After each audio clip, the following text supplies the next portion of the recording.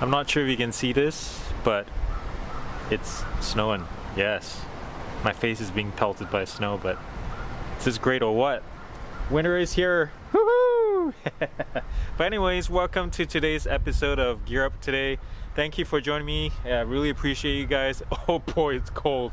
Just got a little breeze up here. And today we're going to talk about the Soundpeats Truengine2s. I got these on Kickstarter for, I can't remember, $59 or something like that. Let's put the bucks down. But I'm going to talk about it in the context of how much it would cost on the market retail, $120. So I'm going to judge these headphones based on that price. $120, is it any good? So stick with me and let's do this.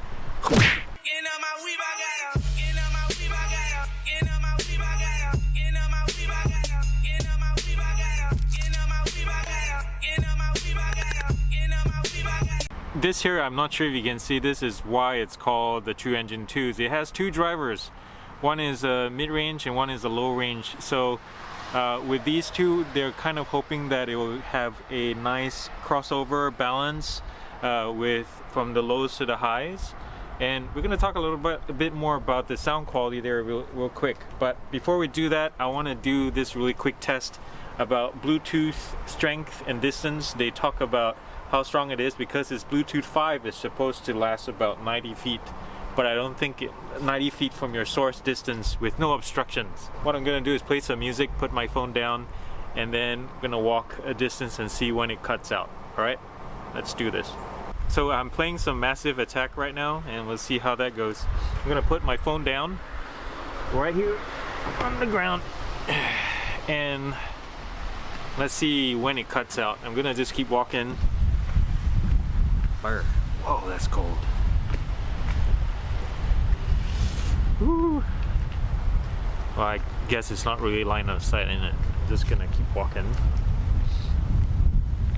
Oh, I just got it cut out right there. It's already sputtering. Granted, it is cold. It is only 29 degrees today, but it's not that cold, but I'm already getting cut out. So if I get in the line of sight, let's see this. Like right here, I'm fine. And not sure, the phone is all the way to the end of that deck. That's alright. It's not 90 feet, that's for sure. I would say this is probably like 50, 55. And then the moment I make around the corner, right here, it cuts out. Ah, not too good, but I expected. The other thing I want to talk about is a plane. Can you hear the plane? So the distance test was sort of a bust. It didn't meet the specification, 90 feet, but really which product really meets, in actual real life, meets what the manufacturer says it would. So, which brings me about to the touch controls. This is something that I'm on the fence. I don't know why they can't do physical buttons, but touch controls, these earbuds have a whole bunch of functions that you can do, like volume. You can do volume control, you can do the usual start, stop, forward, activating your smart assistant, whatever it is, it would be Siri or Assistant, Google Assistant or Alexa. They all work that way. But I don't like touch controls because you never know, it's always a hit or miss. The touch controls are right here on the side and you never know when you're gonna hit it. If you miss, you're gonna keep trying, or you're gonna activate another function. So like when I'm playing music, the button to activate forward is very similar to volume up. So most of the time I'm hitting volume up and then I go deaf on one ear. So props to Soundpeats for actually listening to their customers and including all the controls. Even though it's kind of fiddly, I wish the sensitivity was, I don't know, there's something that needs to be done, or take away some functions, or give us the ability as the customer or the user the ability to turn on and off whatever functions you don't want. So I wish there was that kind of customization.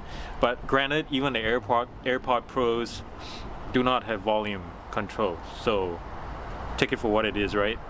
So in short, the touch controls, I do not like it, but it's there, it works half of the time. I use my phone most of the time anyway. In terms of sound isolation, they're not bad. They're not noise cancelling. So for 120 bucks, not noise cancelling, what you're going for is the sound. The sound quality is what really kind of blows you away, because the staging is pretty good. I can feel the voices right in the middle of my head, and sometimes depending on if it's like orchestra and stuff like that, I can hear where the horns and the strings are and where they are in the space in my head. So I want you to know that these earbuds do not have sound cancellation. They seal pretty well combined with the ear fins and a nice tip. If your ear fits the mold for, pardon the pun, fits the mold for the different sizes there, and have a good seal, this thing blocks out noise pretty well. When I have it on and tight, I speak way louder than I expect to, compared to other earbuds that I've had.